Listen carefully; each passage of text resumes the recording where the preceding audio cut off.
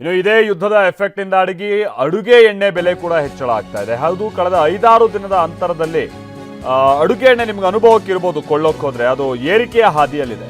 5-6 ದಿನದ ಅಂತರದಲ್ಲೇ ಭರ್ತಿ 8 ರೂಪಾಯಿ ಏರಿಕೆ ಆಗಿದೆ. 168 ರೂಪಾಯಿ ತಲುಪಿದೆ 1 ಲೀಟರ್ ಅಡುಗೆ ಎಣ್ಣೆ ದರ.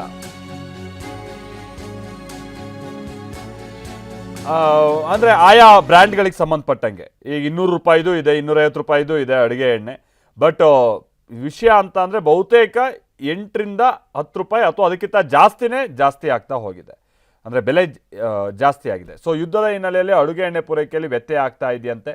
ಹೀಗೆ ಬಿಕ್ಕಟ್ಟು ಮುಂದುವರೆದ್ರೆ ಮತ್ತಷ್ಟು ದರ ಏರಿಕೆಯ ಸಾಧ್ಯತೆ ಇದೆ ಅಂತಲೂ ಕೂಡ ಹೇಳಲಾಗ್ತಾ ಇದೆ. ನಾವು ಪ್ರತಿನಿಧಿ ಲಕ್ಷ್ಮೀ ನರಸಿಂಹ ಇದಕ್ಕೆ ಸಂಬಂಧಪಟ್ಟಂಗೆ ವರದಿ ಕೊಟ್ಟಿರೆ, ಬನ್ನಿ ಕೇಳ್ಕೊಂಬೋಣ.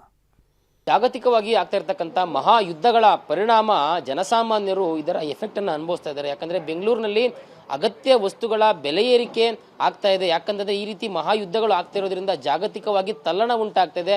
ಹೀಗಾಗಿ ವರ್ತಕರಿಗೆ ಬೇಡಿಕೆಗೆ ತಕ್ಕಂತೆ ವಸ್ತುಗಳು ಸಿಗ್ತಾ ಇಲ್ಲ. ಹೀಗಾಗಿ ಅದು ಸಮಸ್ಯೆ ಆಗ್ತಾ ಇದೆ. ಬೆಂಗಳೂರಿನ ನಗರದ ಪಡಿರ್ತಕ್ಕಂಥ ಒಬ್ಬ ವರ್ತಕರು ಕೂಡ ಮಾತಾಡ್ತಾ ಹೋಗ್ತೀನಿ. ಅಡುಗೆ ಎಣ್ಣೆ ಮೇಲೆ ಯಾವ ರೀತಿಯಾಗಿ ಇದು ದುಷ್ಪರಿಣಾಮ ಬೀರಿದೆ ಯುದ್ಧದ ಒಂದು ಪರಿಣಾಮ ಅಂತ ಹೇಳಿ.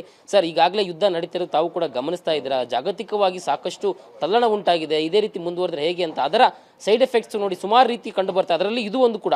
ಅಡುಗೆ ಎಣ್ಣೆ ಜನಸಾಮಾನ್ಯರಿಗೆ ಅತ್ಯವಶ್ಯಕವಾಗಿ ಬೇಕು, ಬಟ್ ಆದರೆ ಅಡುಗೆ ಎಣ್ಣೆ ಬೆಲೆಯಲ್ಲಿ ವ್ಯತ್ಯಾಸ ಕಂಡು ಬರ್ತಾ ಇದೆ. ಸೊ ಯಾವ ರೀತಿಯಾಗಿ ಸಮಸ್ಯೆಗಳು ಉದ್ಭವ ಆಗ್ತಾ ಇದೆ ತಮ್ಮ ಗಮನಕ್ಕೆ ಬಂದಾಗೆ ಸರ್? ಈಗ ಆಲ್ರೆಡಿ ಲೀಟರ್ ಮೇಲೆ 5 ರೂಪಾಯಿವರೆಗೂ ಜಾಸ್ತಿ ಆಗಿದೆ. ಇನ್ನೂ ಜಾಸ್ತಿ ಆಗೈತೆ ಅಂತ ಹೇಳ್ತಾರೆ. ಇನ್ನೊಂದು 10 ದಿನ ಇದೇ ಥರ ನಡೆದ್ರೆ ಅಂತೂ ಎಣ್ಣೆ ಅಂತೂ ಸಿಗೋದಿಲ್ಲ, ಇದು ಹೇಳ್ತಾರೆ ಕಂಪ್ನಿಯವರು. ಹೇಗೆ ನಿಮ್ಮ ಬೇಡಿಕೆ ತಕ್ಕಂಗೆ ಸಪ್ಲೈ ಆಗ್ತದೆ? ಇಲ್ಲ, ಹೇಗೆ ಆಲ್ಮೋಸ್ಟ್ 3 to 4 ಡೇಸಿಂದ ಯಾವುದೋ ಒಂದು ಐಟಮ್ ಬಂದು ಶನಿವಾರದಿಂದ ಯಾವುದೂ ಬಂದೇ ಇಲ್ಲ. ಇದು ಆಲ್ರೆಡಿ 4th ಡೇ ಇವತ್ತು. ಇನ್ನೂ ಇವತ್ತು ಲೋಡ್ ಆಗೋದು ಕಷ್ಟನೇ ಇದೆ. ಇನ್ನೂ ಜಾಸ್ತಿ ಆಗತ್ತೆ ಅಂತ ಹೇಳ್ತದೆ ಸರ್. ಅಂದ್ರೆ ಈಗ ಯುದ್ಧ ಏನೋ ನಡೀತಾ ಇದೆ. ಸೊ ವಿವಿಧ ಕ್ಷೇತ್ರಗಳ ಮೇಲೆ ಪರಿಣಾಮ ಬೀರ್ತದೆ. ಇಂತಿಂತ ಕ್ಷೇತ್ರ ಅಂತಲ್ಲ, ಎಲ್ಲಾ ಕ್ಷೇತ್ರಗಳ ಮೇಲೂ ಇದು ದುಷ್ಪರಿಣಾಮ ಬಿದ್ದೇ ಬೀರುತ್ತೆ. ಎಸ್ಪೆಷಲಿ ಈ ಒಂದು ಕ್ಷೇತ್ರಕ್ಕೆ ಅಡುಗೆ ಎಣ್ಣೆ ಯಾವ ರೀತಿಯಾಗಿ ಅದರ ಒಂದು ದುಷ್ಪರಿಣಾಮ ಅನ್ನೋದನ್ನ ಒಂದು ಸ್ವಲ್ಪ ಹೇಳೋದಾದ್ರೆ ಸರ್. ಸರ್, ಕಂಟ್ರಿಯಲ್ಲಿ ಅಟ್ಲೀಸ್ಟ್ 3 months ಆಗೋ ಸ್ಟಾಕ್ ಇಟ್ಕೋಬೇಕು, ಇಲ್ಲ ಅಂತ ಹೇಳ್ತಾರೆ. ಈಗ ಎಕ್ಸಾಂಪಲ್ ಶಿಪ್ಮೆಂಟ್ ಯಾವುದು ಬರ್ತಾ ಇಲ್ಲ ಅಂತ ಹೇಳ್ತಾರೆ. ಏನಾದರೂ 45 days ಸಾಫ್ಟ್ ಕಾಸ್ಟ್ ಸುತ್ಕೊಬರ್ಬೇಕು ಅಂತ ಹೇಳ್ತಾರೆ.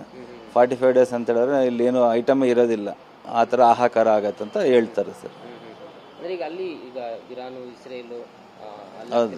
ಹೌದು, ರೆಡ್ ಸಿಯಿಂದ ಯಾವುದು ಗಾಡಿಗಳು ಬರೋದಿಲ್ಲ, ಶಿಪ್ ಎಲ್ಲ ಆಫ್ರಿಕಾ ಸುತ್ಕೊಬರ್ಬೇಕು ಅಂತ ಹೇಳ್ತಾರೆ. ಸಮಸ್ಯೆ 45 days ಡಿಲೇ ಆಗತ್ತೆ ಅಂತ ಹೇಳ್ತಾರೆ. ಎಫೆಕ್ಟ್ ಅಷ್ಟರಲ್ಲಿ ಇಲ್ಲಿ ಜನರಿಗೆ ಇದೇ ಥರ ಇನ್ನು 45 days ಬಂದಿಲ್ಲ ಅಂದರೆ 200 ರೂಪಾಯಿ 250 ರೂಪಾಯಿ ಲೀಟ್ರಿಗೆ ಹೋದರೂ ಆಶ್ಚರ್ಯ ಇಲ್ಲ. ಸೊ ಇದು ವರ್ತಕರು ಹೇಳ್ತಾ ಇರ್ತಕ್ಕಂಥ ಮಾತುಗಳು. ನಾವೇನು ಬೇಡಿಕೆ ಇಡ್ತಾ ಇದ್ದೀರಿ ಅಷ್ಟು ಪ್ರಮಾಣದಲ್ಲಿ ವಸ್ತುಗಳು ನಮಗೆ ತಲುಪ್ತಾ ಇಲ್ಲ. ಹೀಗಾಗಿ ಗ್ರಾಹಕರ ಒಂದು ಬೇಡಿಕೆಯನ್ನು ನಾವು ಫುಲ್ಫಿಲ್ ಮಾಡೋದಕ್ಕೆ ಆಗ್ತಾ ಇಲ್ಲ. ಇದೇ ರೀತಿ ಯುದ್ಧದ ಕಾರ್ಮೋಡ ಇದೇ ರೀತಿ ಮುಂದುವರೆದ್ರೆ ಮುಂದಿನ ದಿನಗಳಲ್ಲಿ ಇನ್ನಷ್ಟು ಬೆಲೆ ಏರಿಕೆಯನ್ನು ನಾವು ಕಾಣಲೇಬೇಕಾಗುತ್ತೆ ಅಂತಕ್ಕಂಥ ಮಾತುಗಳನ್ನು ವರ್ತಕರು ಹೇಳ್ತಾ ಇರುವಂಥದ್ದು. ಕ್ಯಾಮರಾ ಪರ್ಸನ್ ಗಣೇಶ್ ಪ್ರಸಾದ್ ಜೊತೆ ಲಕ್ಷ್ಮೀ ನರಸಿಂಹ, TV9 ಬೆಂಗಳೂರು.